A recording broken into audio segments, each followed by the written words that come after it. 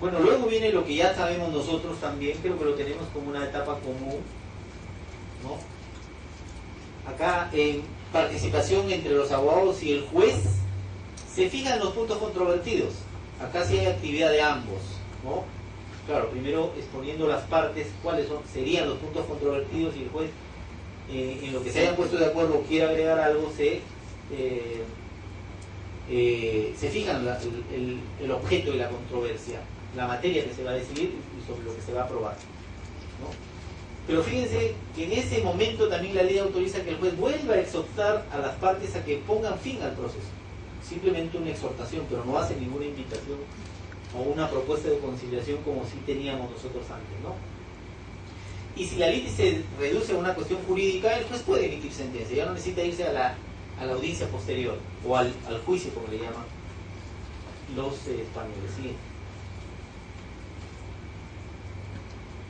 Luego viene la proposición y la admisión de la prueba. Fíjense que la prueba no se ofrece en la demanda y no se ofrece en la contestación. Por eso les decía que el sistema de postulación de la prueba es un sistema distinto, absolutamente distinto, ¿no?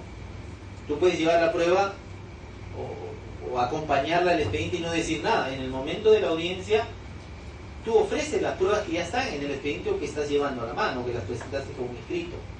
Simplemente lo que tienes que hacer es señalar una por una las pruebas que estás ofreciendo y las que necesitas se admitan, ¿cierto? Luego el juez hace la admisión de la prueba y luego se señala fecha para la siguiente audiencia, que es la audiencia de pruebas, que ellos le llaman el juicio. Pero un elemento importante que siempre destaca en todos los ordenamientos jurídicos, a partir de la diferencia entre el proceso eficientista y el proceso garantista, es la prueba de oficio. ¿Qué tipo de intervención tiene el juez en un proceso civil? ¿Hasta dónde llega su participación? ¿Cómo es que la participación del juez en algunos casos puede quebrar la imparcialidad o la garantía de tercero imparcial que tiene en el proceso? Para medir eso hay que analizar el ordenamiento jurídico desde el punto de vista procesal. ¿Qué tipo de competencias tiene el juez, como por ejemplo para declarar improcedente una demanda? Les decía yo que el código, la ley de enjuiciamiento no tiene causales de improcedencia. Liminar por lo menos no las hay, ¿no? Y el juez tiene restricciones para la prueba de oficio. Analicemos. Ese es el artículo 429. ¿Qué hace nuestro juez cuando le echa mano? No recuerdo el artículo de la prueba de oficio. 194 del Código Procesal Civil, ¿no? El juez, cuando ve deficiencia probatoria, se anima él mismo a decir qué prueba se va a actuar para los efectos de resolver adecuadamente el conflicto, le hace adecuadamente el conflicto, ¿cierto? Eso no pasa ya en España. Fíjense ustedes, lean el artículo y se van a dar cuenta que lo que hace el juez es, luego de haber revisado el expediente, pone en conocimiento de los abogados, hace de conocimiento de los abogados, se le pondrá de manifiesto, indicando el hecho o hechos que a su juicio podrían verse afectados por insuficiencia probatoria. Dice, por si acaso, con respecto a este extremo, le doy cuenta que no aparece una prueba que pueda determinar que este hecho se ha acontecido de tal o cual forma. Y punto. Deja constancia de eso. No le dice, no dice el juez, y en este momento ordeno de oficio que se actúe la prueba tal y tal y tal, y se cita para audiencia complementaria a tal fecha. No. El juez tiene una participación restrictiva en cuanto al ofrecimiento, a la ordenación de pruebas de oficio. No lo hace. Lanza más o menos las cartas sobre la mesa y deja que los abogados elijan las cartas y decidan.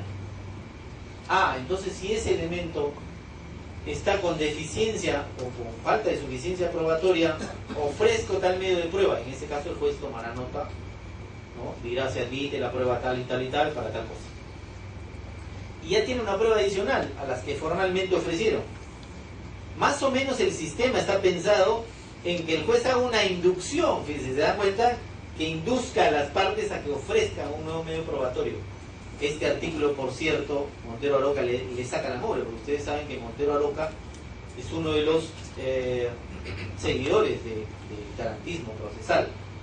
Y el garantismo procesal tiene como premisa fundamental que el juez no debe participar absolutamente en ninguna situación de esta naturaleza.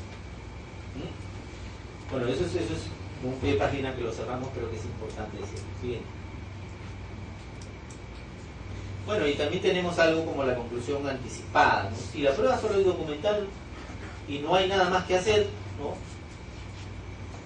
Se dictará la sentencia, yo creo que no hay problema, pero siempre por escrito, ya lo puse ahí aún en conclusión anticipada, como lo conocemos nosotros, ellos no le llaman. Simplemente si solo hay prueba documental y no hay testigos o peritajes que realizar o declaraciones de parte o cualquier otro tipo de situación, se emite sentencia. De lo contrario, viene la siguiente etapa, que es la celebración del juicio. Le llama la ley de enjuiciamientos civiles, que lo pongo entre paréntesis, es nuestra audiencia de pruebas. Siguiente.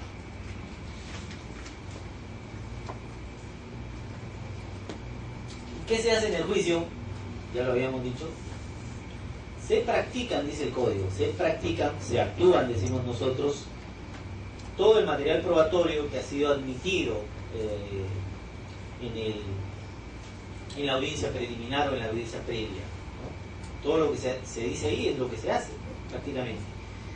Luego ellos tienen, luego de actuada la prueba, por si acaso la reproducción de palabras, imágenes y sonidos, lo dice así su código, lo dicen así también cuando admiten este tipo de pruebas, se refiere a la visualización de audios, de videos o de cualquier otro tipo de elemento digital que tenga que ver con esos elementos. Ellos no tienen una etapa de alegatos, más bien le llaman conclusiones.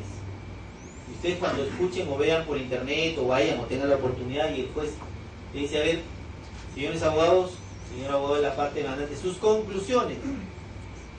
Y en ese momento el abogado se despacha con todo el tema, porque ya tiene todo. Ya tiene la prueba admitida, la prueba actuada, ¿no? Si hubo una prueba inducida de las llamadas pruebas de oficio, también va a hacer mención sobre ellas, etc., ¿no? Pero fíjense que acá tenemos una regla distinta a la concurrencia y a las audiencias previas. Como ya se hizo la audiencia previa y solamente faltan actuar pruebas, la regla de la concurrencia en las partes es diferente. Dice, aun si las partes no fueran a la audiencia de pruebas, el juicio queda expedito para sentenciar. Fíjense, ¿qué haría un juez dictando una sentencia de pruebas no actuadas? Tendría que dictar, como ustedes ya entenderán, una sentencia que la doctrina le llama una sentencia de non liquid, es decir, donde simplemente hay que declarar infundada la demanda por no haber probado la pretensión, ¿verdad? Siguiente. En el juicio también se hace un análisis, fíjense, un análisis constitucional de la prueba, ¿no? Y ahí entramos al tema de la prueba ilícita, porque ustedes de repente me dicen, oiga, ¿y en qué momento se hace el análisis de la constitucionalidad de la prueba? Si se está afectando algún derecho fundamental en la obtención, por ejemplo, de la prueba, ¿no? Nosotros de repente podríamos decir, no, acá lo hacemos a través de una tacha, o el juez de oficio califica al momento del ofrecimiento. Y ese trabajo lo hacemos antes de admitir la prueba, o con la alegación que haga la parte contraria al que ofreció la prueba para decir, no, un momentito, es una prueba ilícita por esto o por lo otro. Eso más bien a la inversa se hace antes de empezar la actuación probatoria, la actuación de las pruebas. El juez hace el análisis de la afectación constitucional presunta que pudiera haber. Si no la hay, pues no la tendrá que hacer. Y si hay algún cuestionamiento, tendrá que pronunciarse sobre ese tema, ¿no? Creo que es un tema importante. En alguna parte de la audiencia el juez tiene que analizar, así no lo diga, por lo menos el Código de Enjuiciamiento Civil de España lo dice, ¿no? El juez está obligado a hacer un pronunciamiento sobre esta materia. Fíjense, y acá hay otro elemento adicional. Si hubieran hechos acaecidos con posterioridad a la audiencia previa, ahí hablamos de los famosos hechos nuevos. Eso también lo tenemos regulado nosotros. Después de la contestación de la demanda, si sale alguna situación, se pueden ofrecer nuevos medios de prueba para respaldar esos hechos nuevos. Acá la idea no es esa, la idea no es después de la contestación de la demanda, porque ahí no está el juicio. En el proceso oral, y ustedes lo van a ver también en el proceso penal, el acto de mayor importancia es el acto de actuación de pruebas, ¿no? Por el principio de concentración, por el principio de oralidad propiamente dicho, por el principio de mediación, entre otros. El sumum del proceso está en la audiencia, ¿cierto? Esa es la visión contemporánea del proceso por audiencia o oral.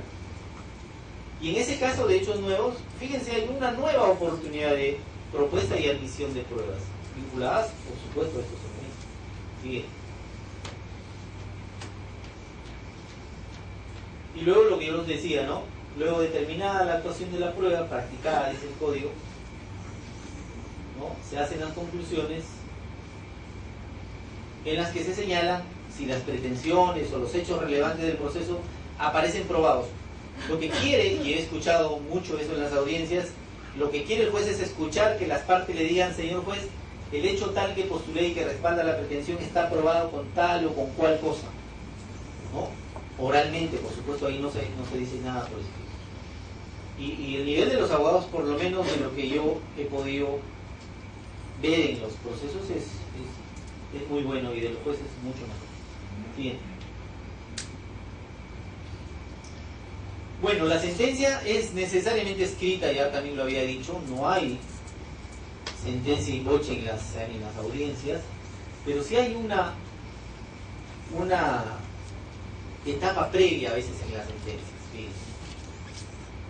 que nosotros lo conocíamos antes como, el doctor Gallín Paz también ha sido juez,